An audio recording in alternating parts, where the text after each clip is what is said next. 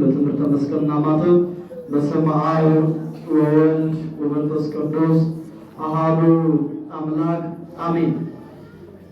አባቶቼ ካህናት፣ ወንድሞቼ ዲያቆናት፣ በዚህ የተሰበሰባችሁ የእግዚአብሔር ሰዎች፣ የእመቤታችን የቅድስት ድንግል ማርያም የአስራት በኩራት አናባዦች፣ እስከ ሞት በወደደንና ባፈቀረን በአንድ ልጁ በመድኃኔዓለም ኢየሱስ ክርስቶስ ፍጹም ሰላምታ ሰላም እላችኋለሁ። እንደምን አደራችሁ? እንደምን ከረማችሁ? እንደምን ከዚህ ሰዓት ደረሳችሁ? ለዚህ ሰዓት ለዚህ ጊዜ ያደረሳችሁን እግዚአብሔር እስኪ በእልልታ አመስግኑት። እንኳን አደረሳችሁ። እንኳን ለእመቤታችን ለድንግል ማርያም የልደቷ በዓል አደረሳችሁ። ደግማችሁ አመስግኑ። እግዚአብሔር ዕድለኞች ነን። ብርሃነ ትንሣኤውን አሳይቶን ነበር፣ ደግሞ ለብርሃነ ልደቷ አድርሶናል። ደግማችሁ አመስግኑ። ኦርቶዶክሳውያን ዕለቱን በተመለከተ ለትንሽ ደቂቃ እንነጋገራለን። ልቦናችሁን እርፍ በማድረግ የትም ብንሮጥ አንደርስም እግዚአብሔር ካልረዳን በቀርና እሱ ስለሆነ መውጣት መግባታችንን የሚባርከው። ለትንሽ ደቂቃ እርፍ ብላችሁ የእግዚአብሔርን ቃል ዕለቱን በተመለከተ እንድንማማር አምላካችን እግዚአብሔር ይርዳል። መሰረታቲሃ ውስተ አድባር ቅዱሳን መዝሙረ ዳዊት መዝሙር 86 ከቁጥር 1 ላይ ይህን ቃል በቅዳሴው መካከል የሚመራው ዲያቆን ከፍ አድርጎ በልዑል ድምፅ በልዑል ዝማሬ ያዜመው የዘመረልን መዝሙር ነው። ምናልባት በግዕዝ ስለሆነ ካልገባን ለትንሽ ደቂቃ እሱኑ እንነጋገራለን ማለት ነው። መሰረታቲሃ ውስተ አድባር ቅዱሳን መሰረቶቿ የተቀደሱ ተራራዎች ናቸው። ይህን ቃል ድምፅ የሚሰማችሁ ሁሉ እንድትሉ በትህትና እጠይቃለሁ። መሰረቶቿ በርሲ በደንብ ድምፃችሁን ከፍ አድርጉት። መሰረቶቿ የተቀደሱ ተራራዎች ናቸው። መዝሙረኛው ዳዊት ከክርስቶስ ኢየሱስ ልደት በፊት የተናገረው የዘመረው የዝማሬ ቃል ነው። ኦርቶዶክሳውያን መሰረቶቿ የተቀደሱ ናቸው።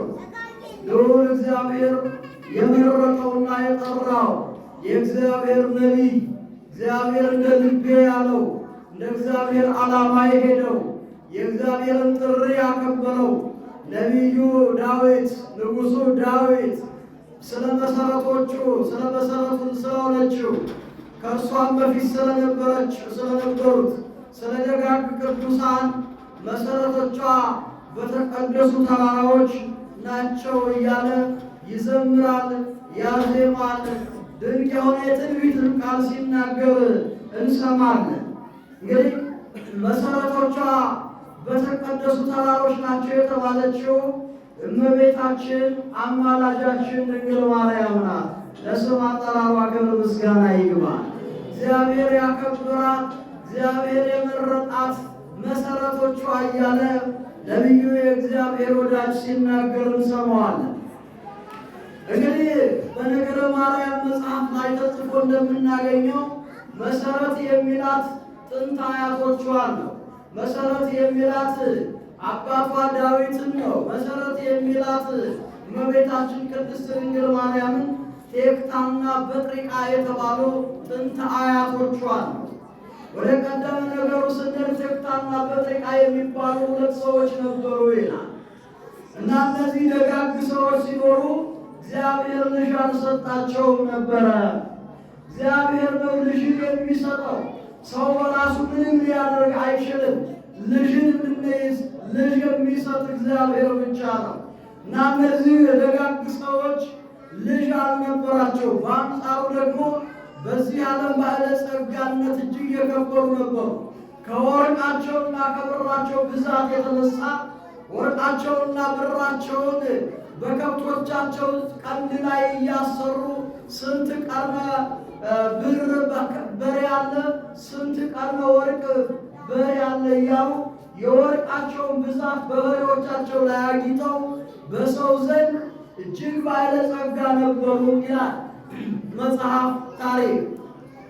አንድ ቀን ቴክታ ወደ ቤተ መዛግብት ገባ ነው የሚለው። አስተውሎ ኦርቶዶክሳውያን ወደ ቤተ መዛግብት ገብቶ ሲያይ ከከብቶቹና ከላሞቹ ወርቅ በላይ በቤተ መዛግብቱ ብዙ ወርቅና ንብረት አየ።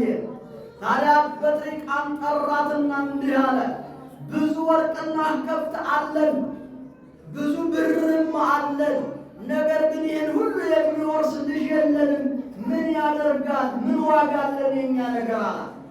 በዚህ ሰዓት እሷ አዘነችና እግዚአብሔር እኔን በልጅ ባይባርከኝ ታዲያ አንተስ ከኔ ጋር ሆነህ እንዴት ትኖራለህ?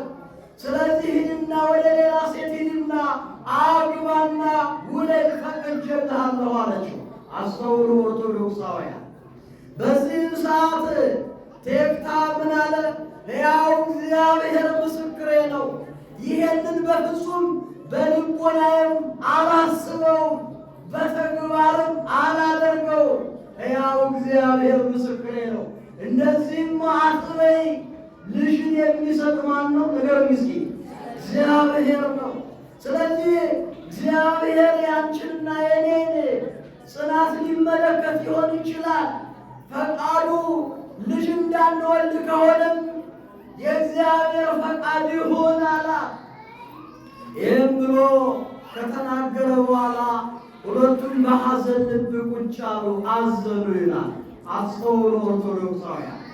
ሁለቱም ተላቅሰው አዝነው ወደ መኝታቸው ከሄዱ በኋላ እግዚአብሔር በራእይ ወደ እነዚህ ደጋግ ሰዎች መጣ።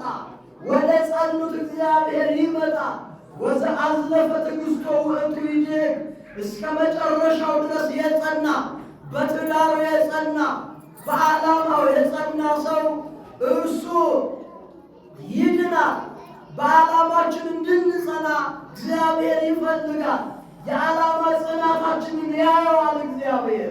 እግዚአብሔር መጣና ታዲያ እነሆ ከእነርሱ በረት እንቦሳ ስትወጣ አየ። እንቦሳዋ እንቦሳ እየወለደች ወደ 6 ደረሰች። 6ኛዋ እንቦሳ ግን ጨረቃ የሆነች ወለደች። እንደ ጨረቃ የምታበራ የደመቀች የተዋበች ልዩ የሆነች ጨረቃ ስትወልድ ተመለከቱ፣ አዩ። ጨረቃዋ ደግሞ ፀሐይን ስትወልድ አዩ። ይህ ሁሉ የሆነው ከሐዘን በኋላ በሌሊት በሕልም ያዩት ነው። አስተውሎ ኦርቶዶክሳውያን። እስከ መጨረሻው ድረስ የጸናውን እግዚአብሔር ዝም አይልም። በትዳራቸው በፍቅር የኖሩትን በአንድነት የሚተሳሰቡትን በቤታቸው ያለውን ጎደሎ በጽናት ከጠበቁት እግዚአብሔር የጎደለውን ይሞላል። እግዚአብሔር ሁሉን ማድረግ ስለሚችል ግን እግዚአብሔር ከእኔና ከእናንተ ጽናት ይፈልጋል። የዓላማ ጽናት። ትዳር ትልቅ ተቋም ነው። ለዚህ ትልቅ ተቋም መበርታትና መጽናታችንን እግዚአብሔር ሊያይ ይፈልጋል። ዛሬ ምናልባት በጓዳችሁ ውስጥ የሚቆረስ እንጀራ የሚቆጠር ብር ላይኖር ይችላል። አስተውሎ ኦርቶዶክሳውያን። እስከ መቼ ድረስ ነው እኛ በኑሮ ውድነት የምንሰቃየው ብላችሁ እንዳታስቡ። እግዚአብሔር ልጁን ሰጥቶናል፣ እውነት ነው።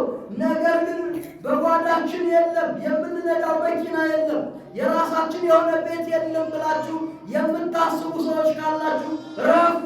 እግዚአብሔርን በጽናት ጠብቁት። እግዚአብሔር የልቦናችንን መሻት መስጠት ይችልበታል።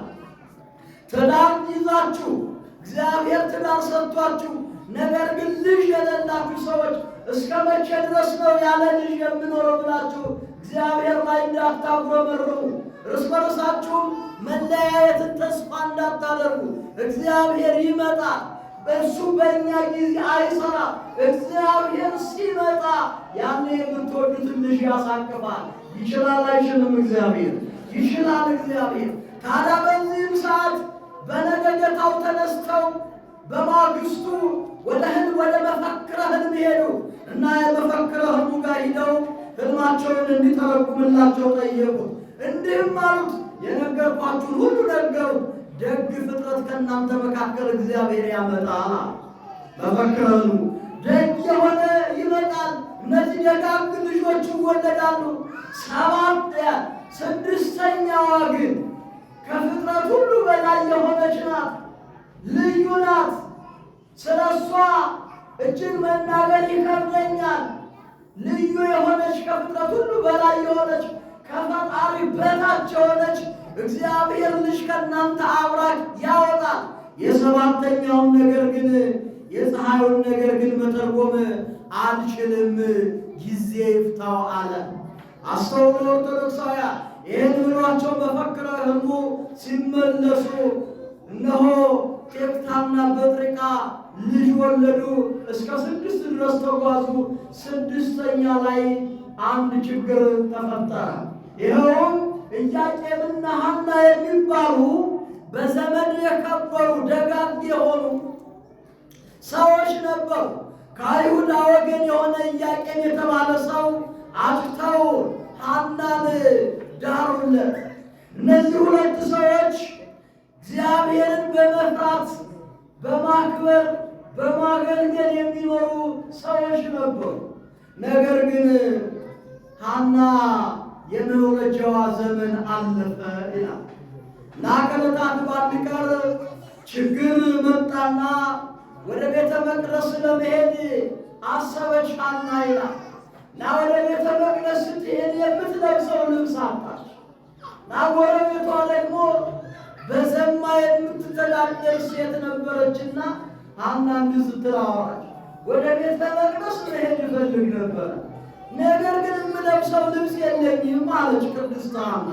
አስተውሎ ኦርቶዶክሳውያን ይህን ስትናገር ያቺ ዘማ 3-4 ልብስ እኮ አለ ከኔ ቤት፣ አንዱን ለብሰሽ መሄድ ትችያለሽ አለቻት። አይ አለች ቅድስት ሐና፣ ወደ ቤተ መቅደስ ስንሄድ ልንለብሰው የሚገባው ልብስ በንጹሕ ነገር የተገዛ እንጂ በአስበ ደነስ የተገዛ ልብስ ለብሻ አልሄድም አለች ቅድስት ሐና። አንቺ የሰበሰብሽው ልብስ በዝሙት ያመጣሽው ነው እንጂ በላብሽ ያመጣሽው አይደለም። እሱን ለብሼ ደግሞ ወደ ቤተ መቅደስ አልሄድም። እግዚአብሔር ንጹሕ ባህሪ ነው፣ ንጹሕ ነገር ይፈልጋል። ያኔ ያቺ ሴት ተናገረቻት። ለካ እግዚአብሔር ማኅፀንሽን የዘጋው ሰው ሁሉ የሚፈራረድብሽ የልብሽን ክፋት አይቶ ነው አለቻት። አስተውሎ ተወሳያ። በዚህ ጊዜ ሐና እጅጉን መራ አዘነች። እኔ እኮ ያንተ ቤት በንጹሕ ነው እንደሚገባ ስለማውቅ ነው እንጂ በእውነት እሷን መናገር ፈልጌ አይደለም። ይሄ ብቻ አይደለም። ኢያቄምና ሐና መስዋዕት ይዘው ሮቤል ወደ ተባለው ካህን ወደ ቤተ መቅደስ ሄዱ። ካህኑ ምን አላቸው? እናንተ እግዚአብሔር ስለረገማችሁ ነው እንጂ ስለፈረደባችሁ ነው እንጂ ልጅ ትወልዱ ነበረ። ስለዚህ እግዚአብሔር የእናንተን መስዋዕት አይቀበልም ብሎ መለሳቸው። ኦርቶዶክሳውያን እና መከራው ብዙ ነው፣ ሽሙጡ ብዙ ነው። ሲያልፉ ሲያገድሙ የሚናገራቸው ሰው እጅግ ብዙ ነው። እነሱ ግን በህብረትና በፍቅር ይኖሩ ነበረ። ልጅን የሚሰጥ ማን ነው አሉ? እግዚአብሔር ነው። አልፈታሽም ሐና፣ እግዚአብሔር ሕያው እግዚአብሔር ምስክሬ ነው፣ እስከ መጨረሻው ድረስ አክብሬሽ ነው የምኖረው ማለት። እንዲህ ያሉ ብርቱ ወንዶችን ዛሬም እግዚአብሔር ይፈልጋል። ዛሬም አስተዋይ ወጣት እንዲኖር፣ ዛሬም አስተዋይ ባለትዳሮች እንዲኖር እግዚአብሔር ፈቃዱ ነው፣ እግዚአብሔር ዓላማው ነው። ኦርቶዶክሳውያን በዚህም ሰዓት ተመልሰው መስዋዕታቸውን ይዘው ሲመለሱ ከአትክልት መካከል ቁጭ አሉ ይላል እና ከአትክልት ቦታ ላይ ቁጭ ሲሉ ርግብ ከልጆቿ ጋር ስትጫወት ሐና ተመለከተች። እንዲህም አለች ለዚች እንስሳ ለርግቧ ምንም ለማታውቁ ለየዋዋ ልጅን ሰጠህ፣ አብራ እንድትጫወት ያደረግ እግዚአብሔር ለእኔስ መስጠት ይሳንሃል አለች። ይህን ብላ ስትል ኢያቄም አቀፋት። አይዞሽ እግዚአብሔር አዋቂ ነው፣ እግዚአብሔር በእኔና ባንቺ ሕይወት ዓለምን ሊያስተምር ስለፈለገ ነው ብሎ አጽናንቷት ወደ ቤት ሄደ። ይሄ የሆነው ሐምሌ 30 ቀን ነው። አስተውሉ ኦርቶዶክሳውያን፣ እግዚአብሔር ሌሊቱን በቤታቸው በረከት አመጣ። ደረቁ መቋሚያ ሲያፈራ አየ። ኢያቄምም ሐናም ሕልምን አዩ፣ ተመለከቱ ይላል። እመቤታችን ቅድስት ድንግል ማርያም ለስም አጠራሯ ክብር ምስጋና ይግባል። አመስግኗት ድንግል ማርያም።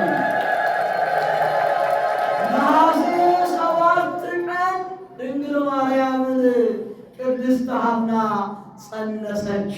ክብር ሁሉ ለእርሱ ይሁን። ታዲያ ድንግል ማርያምን ስትጸንስ ቅድስት ሐና ሰውነቷ ሁሉ እንደ ፀሐይ ያበራ ጀመር። ይኸውላችሁ ዘመኗ እኮ አልፏል። የመውለጃ ዘመኑ የዚህ ዓለም ካላንደር በእግዚአብሔር ዘንድ አይሰራም። ኦርቶዶክሳውያን የእኛ ካላንደር 40-60 ሊሆን ይችላል።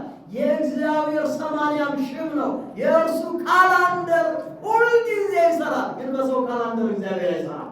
የራሱ አሰራር ነው። እርሱ በቸርነቱ ይስራል። እሱ ሲሰራን፣ እሱ ሲያንጸን አንናወጽም። ሰው ከሆነ የሰራን እንፈርሳለን። እግዚአብሔር ይስራል። እግዚአብሔር የራሱ አሰራር አለው። ሰው ሁሉ ሲያያት ከዘመናት ከአእላፋት ዘመናት በኋላ በእውነት ይገርማል። እጅግ ዘመኑ ረጅም ነው። የ5500 ዘመን ሊፈጸም 15 ዓመት ሲቀረው አስተውሉ። 5500 ዘመን ወደ ኋላ እየቀነሰ ወደ ኔጌቲቭ እየቀነሰ ዓመተ ምሕረት ብሎ ሊቆጠር 15ኛው ዓመተ ዓለም ሲቀር እመቤታችን ቅድስት ድንግል ማርያም በዛሬው ዕለት ተወለደች። እግዚአብሔር ክብርና ምስጋና ለእርሱ ይሁን። ታዲያ ኢትዮጵያዊው ቅዱስ ያሬድም ዛሬ እንዲህ ሲል ይዘምራል። ዮም ፍስሐ ኮነ በእንተ ልደታ ለማርያም። አስተውሉ ኦርቶዶክሳውያን፣ ዮም ፍስሐ ኮነ በእንተ ልደታ ለማርያም። በእመቤታችን ልደት ምክንያት ዛሬ ደስታ ሆነ። ደስ ይበላችሁ። ሆነ ዛሬ ደስታ ሆነ። ዮም ፍስሐ ኮነ በእንተ ልደታ ለማርያም። እመቤታችን ቅድስት ድንግል ማርያም ከመወለዷ በፊት ይገርማችኋል፣ የሐና አክስት አንድ አይና ነበረች ይላል እና ይቺ አንድ አይና መጣ ሐና እግዚአብሔር እንኳን ጎበኘሽ ብላ የሐናን ማኅፀኗ ስትዳስስ ያ ዕውር የሆነው አይኗ በራ ይላል። ክብርና ምስጋና ከዚህ የተነሳ በሀገሩ የሚኖሩ ሰዎች በሽተኞች የቅድስት ሐናን ማኅፀን እየዳሰሱ ከደዌያቸው ይፈወሱ ነበር። ይህን ያደረገ ማን ነው? እግዚአብሔር ነው። ክብርና ምስጋና ለእርሱ ይሁን። ታዲያ ቅዱስ ኤፍሬም በውዳሴ ማርያሙ ምን አለ?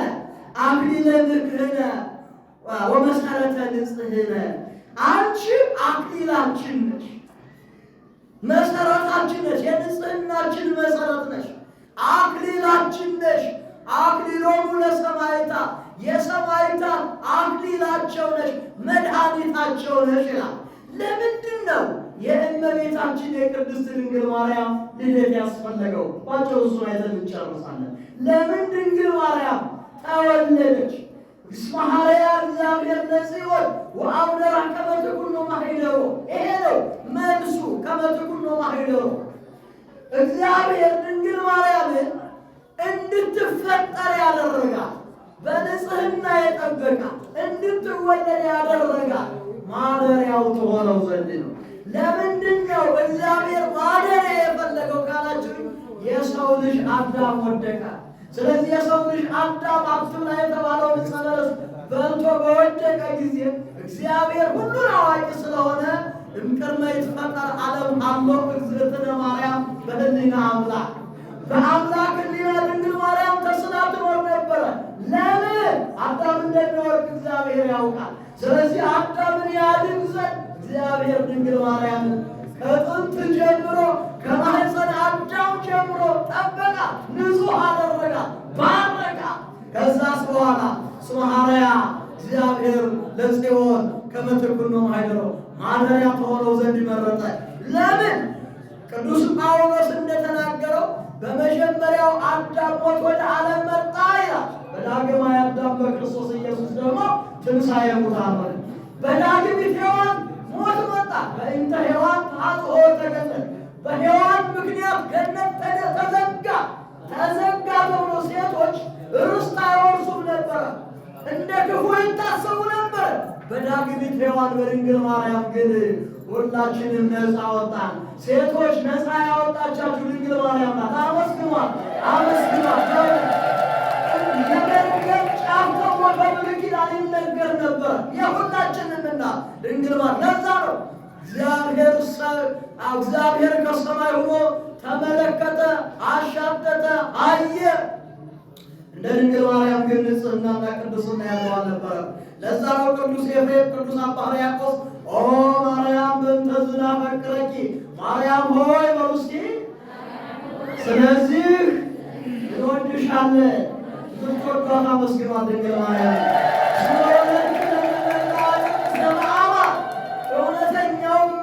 እውነተኛውን መጠጥ ክርስቶስ ኢየሱስን የወለደችልን ድንግል ማርያም በዛሬው ቀን የተወለደችበት ቀን ነው። እንኳን ደስ አላችሁ።